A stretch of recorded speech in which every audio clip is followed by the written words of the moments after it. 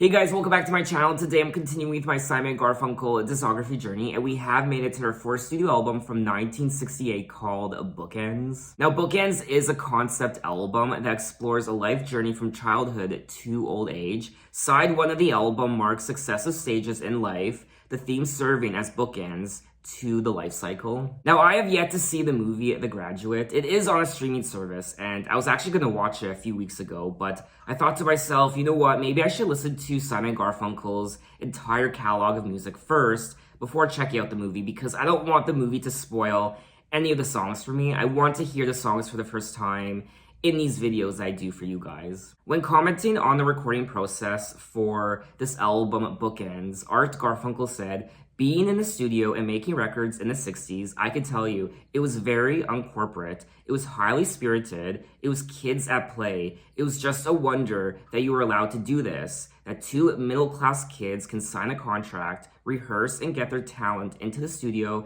and then find that the entire distribution network is waiting to put out their products. It was wonderfully simple, sincere, and uncynical." And meanwhile, director Mike Nichols, who did direct The Graduate, had become fascinated with Simon Garfunkel's past two efforts, listening to them nonstop before and after filming. He met with Clive Davis to ask for permission to license Simon Garfunkel music for the film, and Clive viewed it as a perfect fit and envisioned a best-selling soundtrack album. Paul Simon was not immediately receptive to the idea, viewing movies akin to selling out, creating a damper on his artistic integrity. However, after meeting Mike Nichols and becoming impressed by his wit and the script, he agreed to write at least one or two songs for the film. Now let's talk about the album cover, because when I look at the album cover, I instantly think of that movie called Almost Famous. Now, Almost Famous is one of my favorite movies of all time,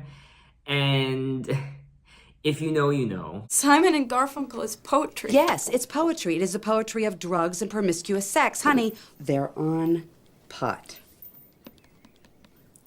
I highly suggest that movie if you haven't seen it yet. There is some great music if you love music in general, if you like rock music. If you love movies, there is some brilliant acting in there. It's a coming-of-age story, and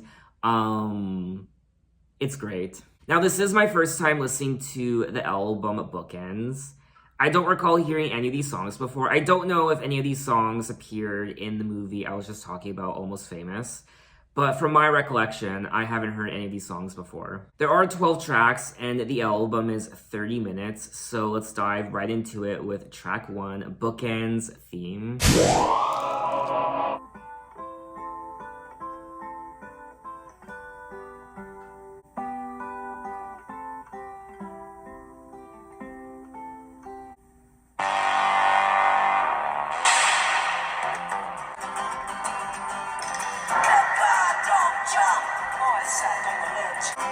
Save the life of my child.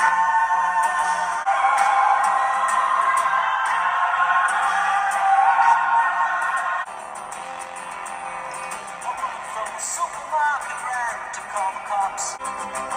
Save the life of my child.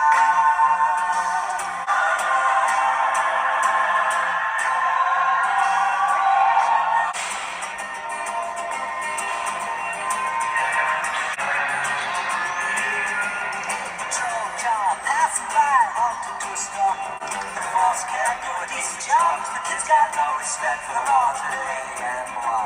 Oh, it's becoming the children. Even asking each other. The darkness felt excitement, just the crowd in red and white. In the atmosphere of freaky holiday, the crowd began to cheer. He flew away. Oh, my grace, I got no right.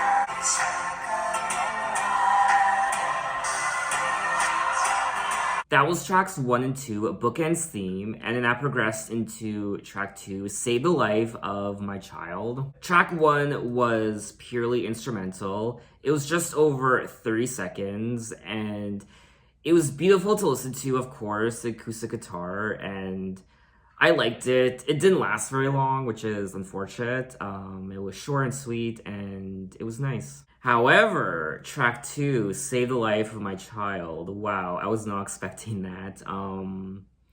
Definitely quite different from their first 3 albums. More, I don't even know how to explain it. What did I just hear? There was some sort of shrieking happening in the background. Some sort of bizarre choir. I don't really know how to explain it. Good God, don't jump. A boy sat on the ledge. An old man who had fainted was revived. And everyone agreed it would be a miracle indeed if the boy survived. Save the life of my child, cried the desperate mother. A woman from the supermarket ran to call the cops. He must be high on something, someone said, though it never made the New York Times. They also sample one of their prior hits, The Sounds of Silence, Hello Darkness, my old friend, I've come to talk with you again. The force can't do a decent job, 'cause the kids got no respect for the law today. And blah, blah, blah. Save the life of my child, cried the desperate mother. I was so intrigued by the overall composition, just the overall instrumental of this track, that I wasn't really paying attention to the lyrics, but now I'm actually reading them, and it's a very interesting story being told. The churning, distorted groove and electronic instrumentation is an accompanying textual element to the subject matter, which is suicidal suburban youth. Save the Life of My Child is a dramatic story involving drugs, violence, and a mother and child relationship. What if that shrieking in the background that I heard is actually the cries of the desperate mother? Is that what it's supposed to be? Am I putting 2 and 2 together? The more I learn about this song and the more I delve into it, the more fascinating it becomes, and I am highly intrigued right now. It's so great to listen to, but also a little disturbing as well. I feel like this is one of those songs where you can't fully digest it with just one listen. I'm definitely gonna have to listen to it a couple more times to fully consume it, I guess. So let's move on to track 3, America.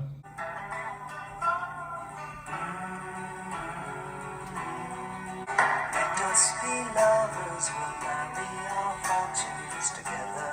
Real estate here in my bag, and walked off to look for America. Cathy, I said as we boarded a Greyhound in Pittsburgh, it's like a dream to me now. I've come to look for America,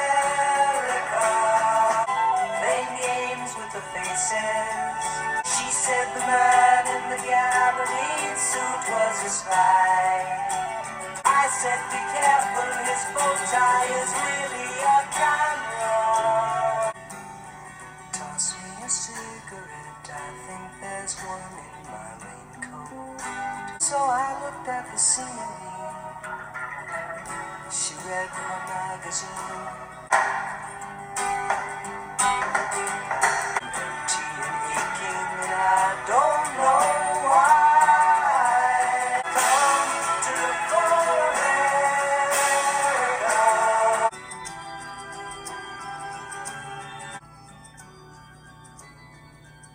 That was track 3, America, another wonderful song that I enjoyed listening to. The overall instrumental, I liked the organ, I liked the interesting peaks and valleys of the song, the build up during the chorus, and then it calms down again with the acoustic guitar, and then builds up again. I don't know how to explain it, but I like that aspect of the track. It's quite dramatic with the... Someone's calling me. Go away. I'm listening to Bookends by Simon Garfunkel. Sorry, I can't take your call. Decline. I like the dramatic grandeur of the instrumental towards the end, During the part where they say counting the cars on the New Jersey Turnpike, they've all come to look for America, all come to look for America, all come to look for America. I've come to look for America, laughing on the bus, playing games with the faces. She said the man in the garbadine suit was a spy. I said, be careful, his bow tie is really a camera. We smoked the last one an hour ago, so I looked at the scenery, she read her magazine, and the moon rose over an open field. Cathy, I'm lost, I said, though I knew she was sleeping. Cathy. Now, Cathy is also brought up in one of their other songs from their second album, Sounds of Silence, track 4, Cathy's Song. So it looks like Paul Simon is on this trip with his wife, Cathy. They are on this Greyhound, and they're goofing off, and they're having fun, and they're together, they're watching the scenery as it goes by, and they're just kind of relaxing and enjoying each other's company. The song was written and composed by Paul Simon and concerns young lovers hitchhiking their way across the United States in search of America in both a literal and figurative sense. It was inspired by a 1964 road trip that Simon took with his then girlfriend.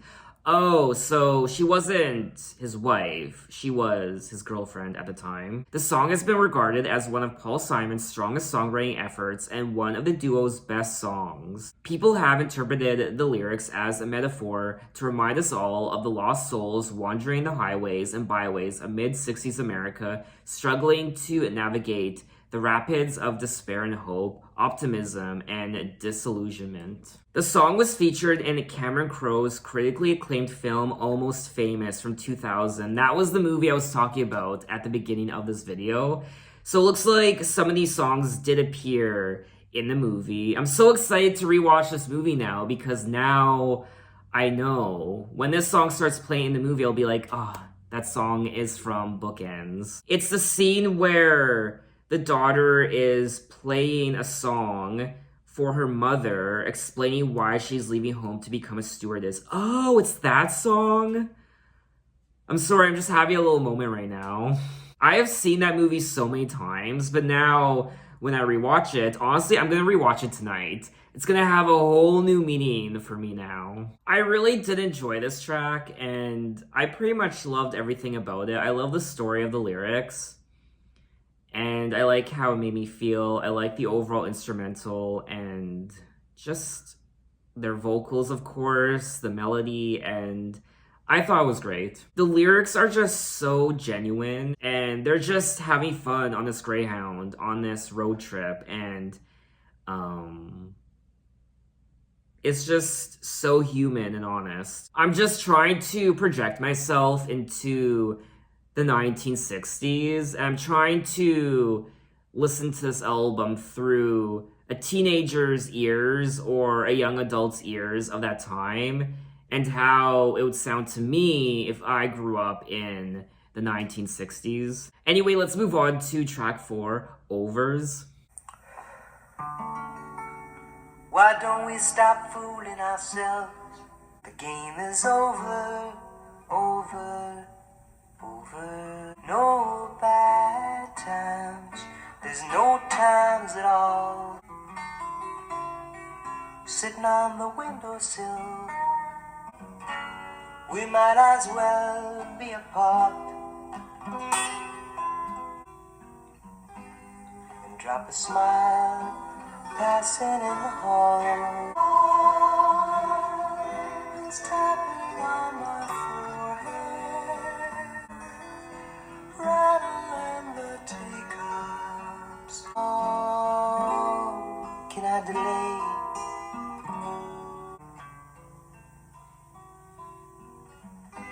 I try on the thought of leaving you. I stop and think it over. Aw, I wanted to keep going on. It was too short. It ended so abruptly. I wanted to keep going on and on and on. That was track 4, Overs, and another fantastic song. I like the vibe of this album. I just like how this album makes me feel. This is such... I mean, we're only 4 tracks in, and I'm just having such a great time. I'm quite enjoying the songwriting on this album and the stories, and Paul Simon really is growing as a songwriter with each album they release, which is hard to say, which is hard to believe, because at the very beginning with their first album, Wednesday Morning 3 a.m., Paul Simon was already a great songwriter, but he went from being great to even better. What's a better word than great? Excellent, I guess.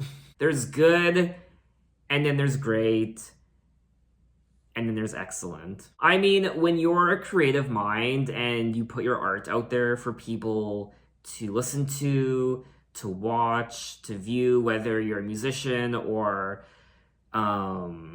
you make movies or you paint, you design, whatever it is, you never want to hear just good.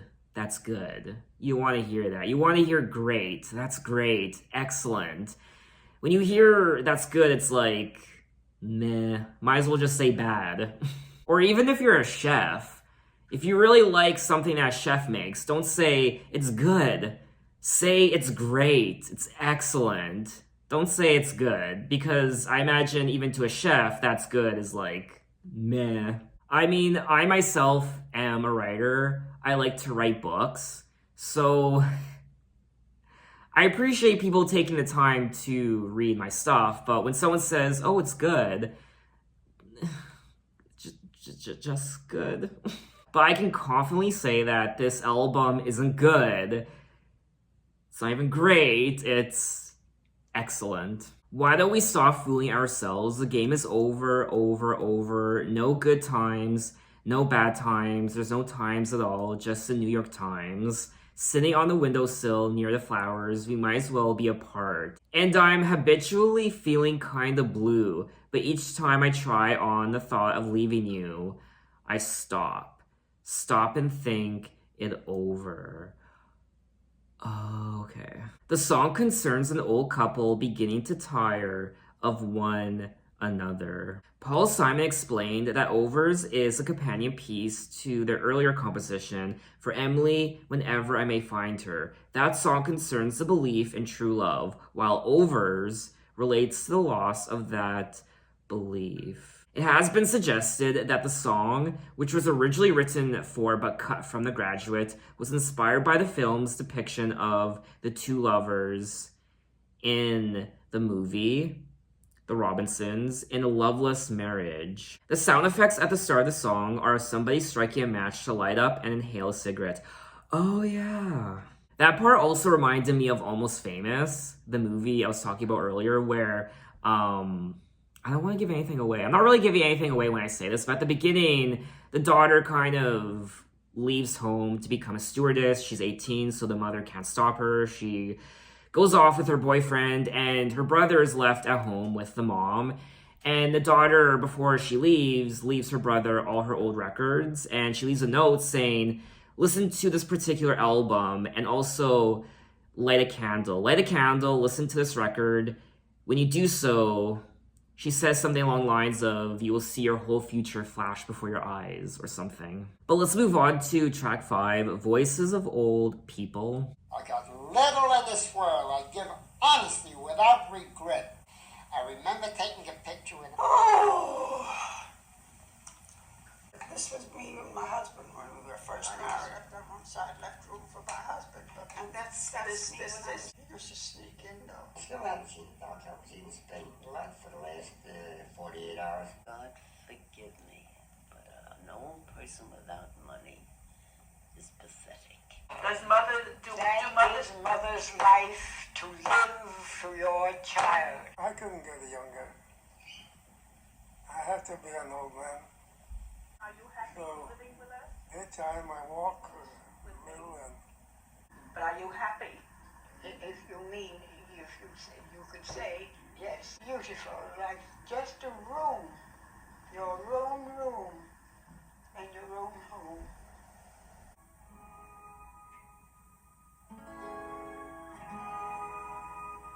Old friends sat on their park bench like bookends. Old friends, winter companions, the old men. The sounds of the city sifting through trees. Can you imagine us years from today? How terribly strange to be 70. Silently sharing the same fear.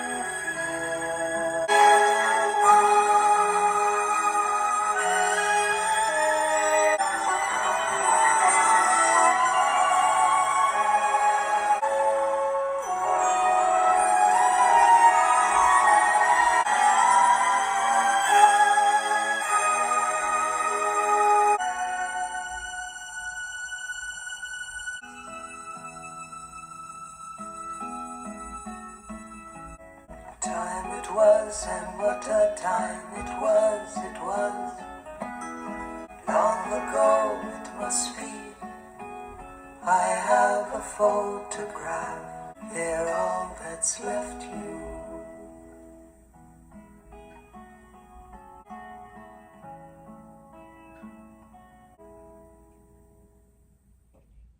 That was tracks 5, 6, and 7. Voices of Old People, Old Friends, and Bookends theme. I finally now understand the concept of this album when it said side 1 of the album marks successive stages in life, the theme serving as bookends to the life cycle. Paul Simon's lyrics concern youth, disillusionment, relationships, old age, and mortality. The voices of old people on this track, I guess, are from a couple, perhaps. A husband and wife, I imagine. I'm not completely sure about that, though. These two old people are commenting on their current situation, where they live, their life, their health struggles, also going to see a doctor. I was even spitting blood for the last 48 hours. And then he goes on to say, I don't think it's an ordinary cold. God forgive me, but an old person without money is pathetic. Children and mothers, that's the way we have it. That is a mother's life, to live for your child. Yes, my dear, I couldn't get younger. I have to be an old man. That's all. It's interesting how the conversation cuts back and forth between the man and woman. I must show you her picture. This was me with my husband when we were first married, and that's me when I was 16 years old.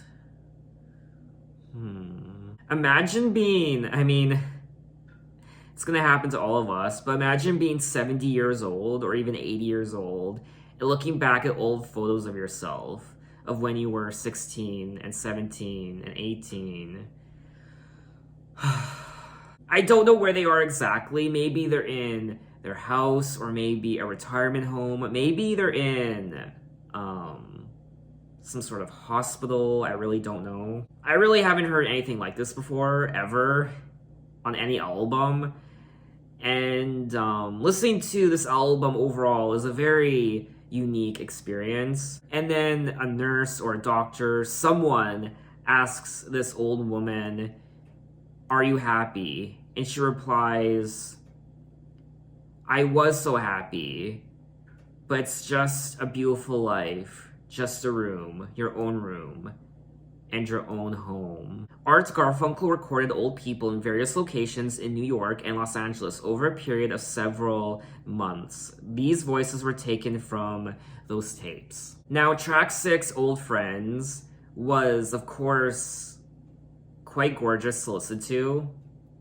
The strings, and there was something quite sad about it and somber, but also something quite joyous and happy at the same time. Old friends sat on their park bench like bookends. A newspaper blown through the grass falls on the round toes of the high shoes of the old friends.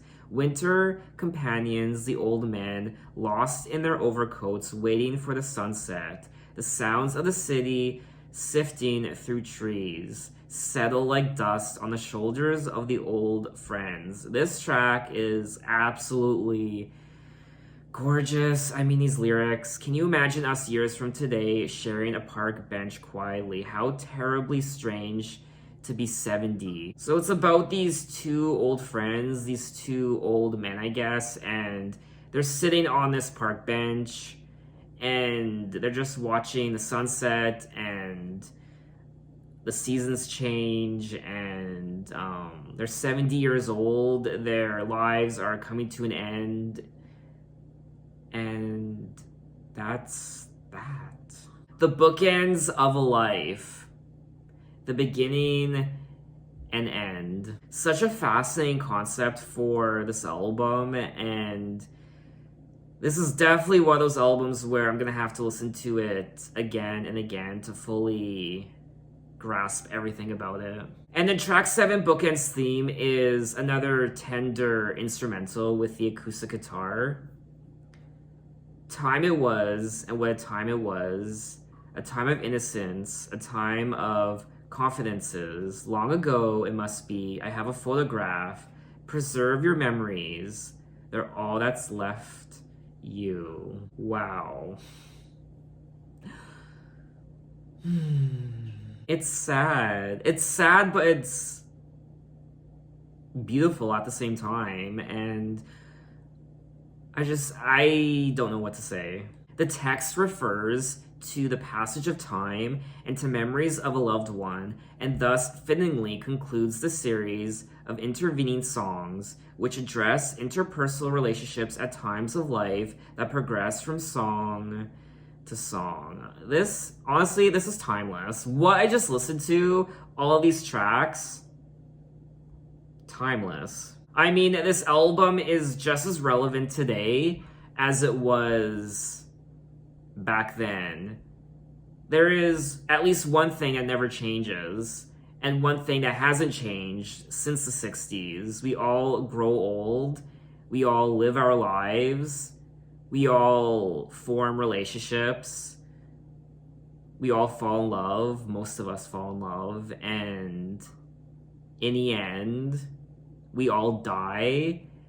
And what's left behind are our achievements and our photographs. But I guess in today's day and age, not only is it photographs, but also video content, such as what I'm doing for you right now, yours truly. So this is what I'm leaving behind. I'm just trying to wrap my head around the concept of me in the future, 50 years from now, 60 years from now, looking back at these videos that I'm recording right now. I mean, dear God. Anyway, you'd think this was the end of the album, but it's not, because there are still 5 more tracks I have to listen to. I guess this is now side 2, or disc 2, whatever you want to call it, and these are the songs from, I guess, the movie The Graduate. So let's move on to track 8, Fakin' It. She goes, she's gone. She knows what she wants to do, and I know I'm faking it. Such a dubious soul, tangled in the falling vines, not really making it. Is there any danger? To treat you for the neighbors honestly. This feeling of faking it. Prior to this lifetime, sure was a tailor. Look at me. Good morning, Mr. Leach. Have you had a busy day? I am the tailor's face and hands. I know I'm faking it. This feeling of faking it.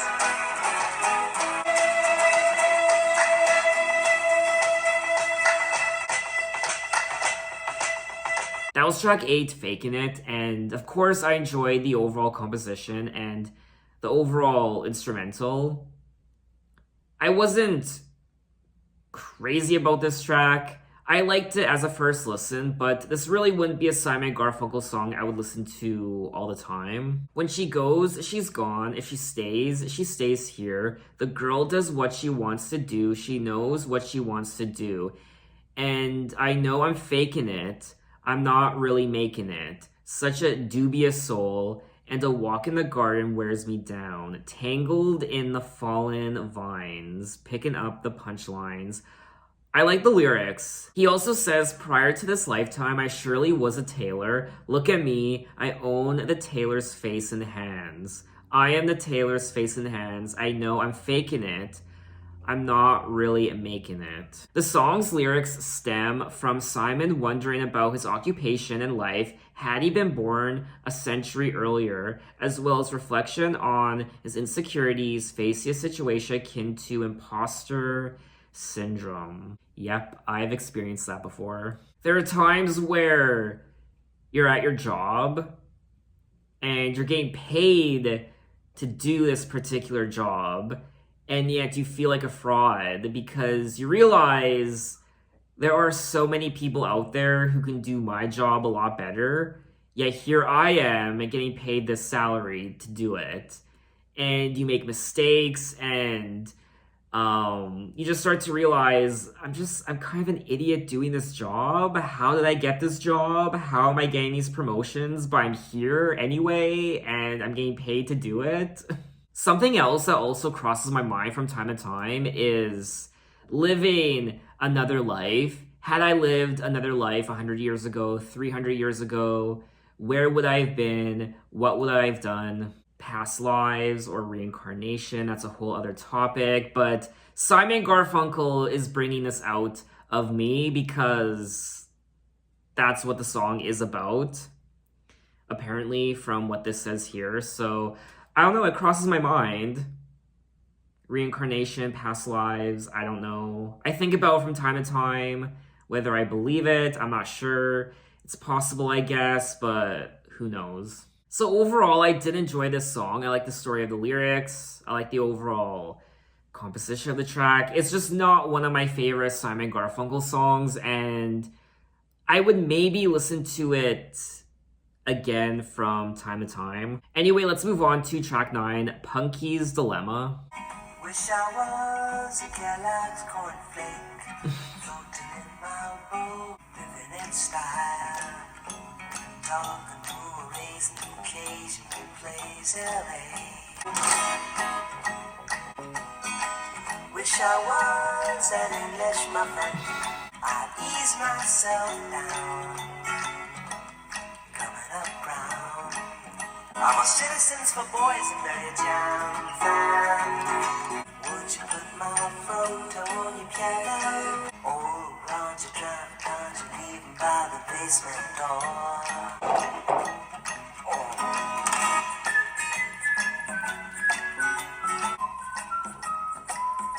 That was track 9, Punky's Dilemma. This was a cute song. I mean, the lyrics, I don't need to tell you. They put a smile on my face. Wish I was a Kellogg's cornflake. Me too. Me too. I wish I was a Reese's Pieces peanut butter cup.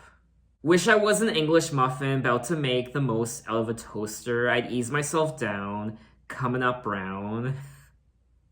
I prefer boysenberry more than any ordinary jam. I'm a Citizens for Boysenberry Jam fan. Leaving by the basement door, everybody knows what he's tippy-toeing down there for. Old Roger, draft dodger. I really have no idea. I mean, this is the type of song you'd create if you were completely high out of your mind. Punky's Dilemma was one of 2 songs, the other being Overs, that Paul Simon offered to Mike Nichols for The Graduate, but Nichols was not particularly taken with either, which led to Simon writing Mrs. Robinson. The song seems the essence of lightheartedness on casual hearing, but is really a poignant and ironic presentation of a young man's military alternatives, resisting or playing along with the draft. Oh. I thought this was a fun song to listen to. Just like the prior track, track 8, Faking It, I wouldn't really listen to this song again. I would maybe from time to time. I would more so listen to it again because of the lyrics. I thought the lyrics were fun, they put a smile on my face, and yeah, I thought it was quite interesting. Anyway, let's move on to track 10, Mrs. Robinson.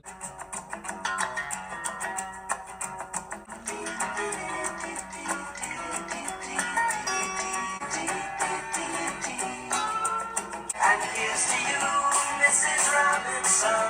Jesus loves you more than you will know. Hey, hey, hey. Hey, hey, hey. We'd like to know a little bit about you for our files. And here's to you, Mrs. Robinson. Jesus loves you more than you will know. Whoa, whoa, whoa. Hey, hey, hey. Hey, hey, hey. Put it in your pantry with your cupcakes. Got to hide it from the kids. Cuckoo-ca-choo, Mrs. Robinson. Whoa, whoa, whoa. God bless you, please, Mrs. Robinson. Hey, hey, hey. Hey, hey, hey. Going to the candidates debate. Where have you gone, Joe DiMaggio? Our nation turns its lonely eyes to you. Hey, hey, hey. Hey, hey, hey. That was track 10, Mrs. Robinson, and I quite liked this track. It's probably my favorite out of these 3 tracks, Faking It, Punky's Dilemma, and Mrs. Robinson. It's quite catchy, that chorus, and yeah, I liked it. And here's to you, Mrs. Robinson. Jesus loves you more than you will know. Whoa, whoa, whoa. Heaven holds a place for those who pray. Hey, hey, hey. I love that part. We like to know a little bit about you for our files. We like to help you learn to help yourself. Look around you. All you see are sympathetic eyes. Stroll around the grounds until you feel at home. I don't really understand the lyrics, I will be honest. Every way you look at it, you lose. Where have you gone, Joe DiMaggio? A nation turns its lonely eyes to you.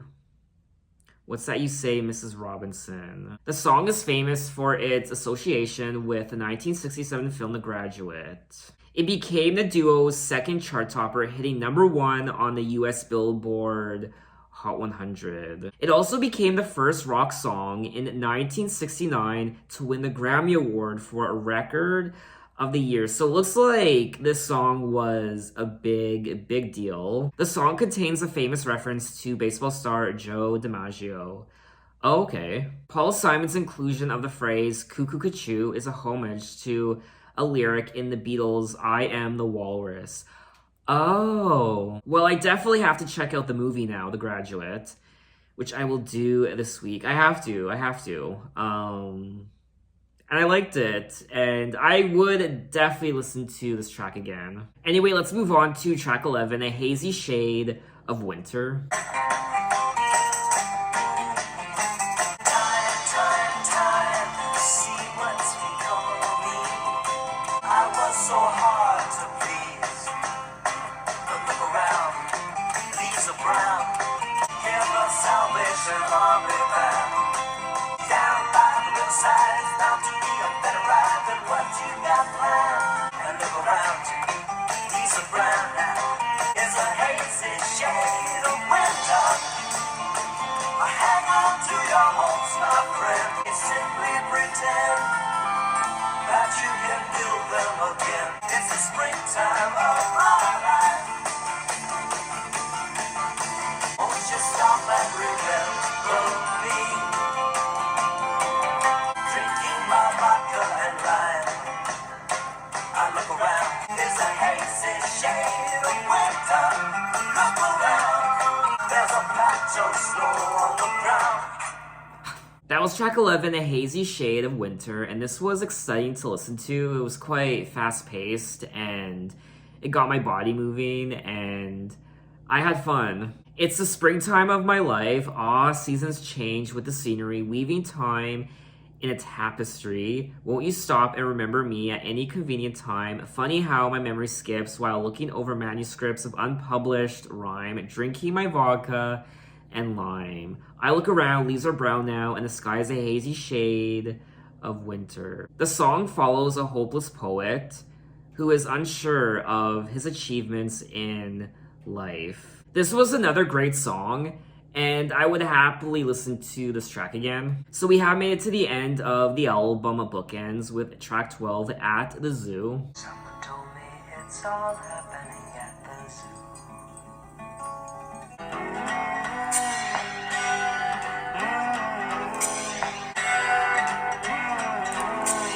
It's a lifetime tumble journey from the east side to the park. And the animals will love it if you agree.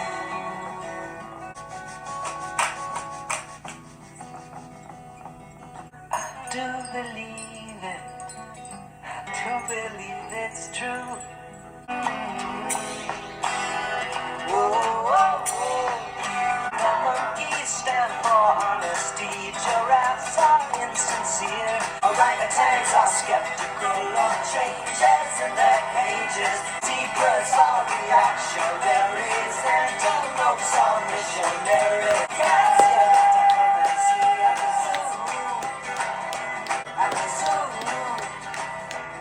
At the zoo. That was track 12, At the Zoo, and this is another fun song.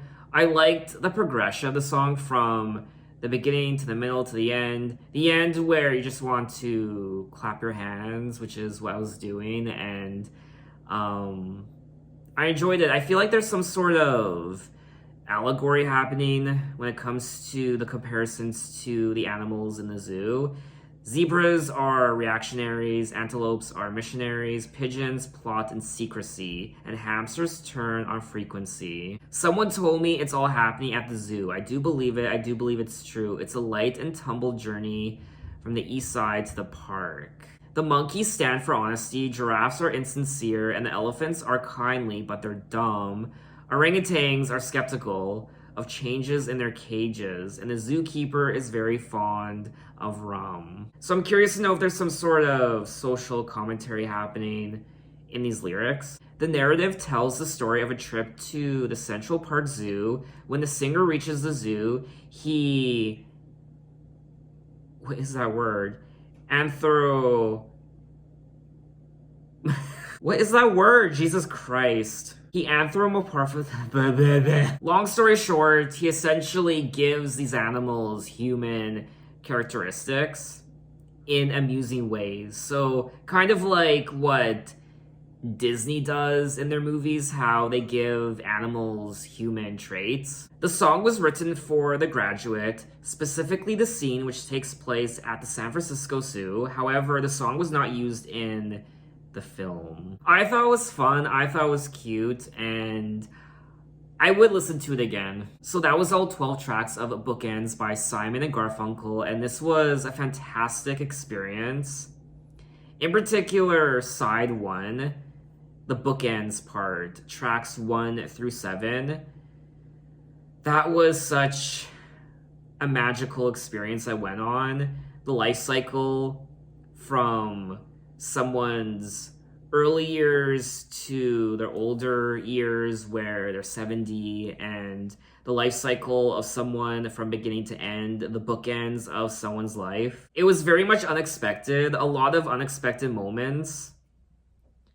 And it was a very unique experience. The songwriting was fantastic. I love the stories. Paul Simon is such a fantastic songwriter. And the compositions were great. I liked the instrumental of all of these songs, the acoustic guitar, and also the strings, and what else I hear? The horns also. Paul Simon and Art Garfunkel's harmonies are always on point, and their vocals are always the highlight of any of their albums. Their harmonies and Paul Simon's songwriting. And then there's the second half of the album, tracks 8 through 12.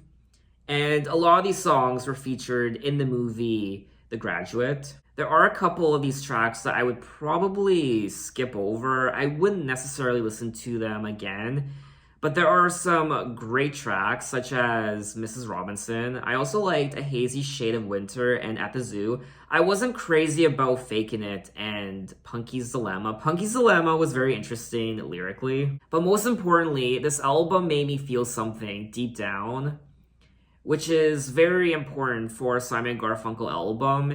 It needs to move me, it needs to make me feel something deep down in my heart, in my soul, and this album was no exception. It definitely did that. There are lots of catchy hooks and melodies on this album, and overall, this was just a great album from Simon and Garfunkel. Is it my favorite album from them thus far, out of their first 4 albums? I don't know. I think it might be. It's definitely a tie between this one and their prior one. Parsley, Sage, Rosemary, and Thyme. It's very cohesive. It's a concept album, and it's very consistent track to track. There really isn't a single dull moment on this album. I wasn't bored once, and I was entertained, and I felt something. Very sentimental at times and sympathetic, and it makes you think about the passage of time and getting older and life in general, and it's happy and sad and fun all at once. Very thought-provoking, and definitely an album you have to listen to multiple times. You can't just listen to it once. You have to listen to it for a second time, and a third time, and a fourth time, 10th time, a 20th time, a 50th time.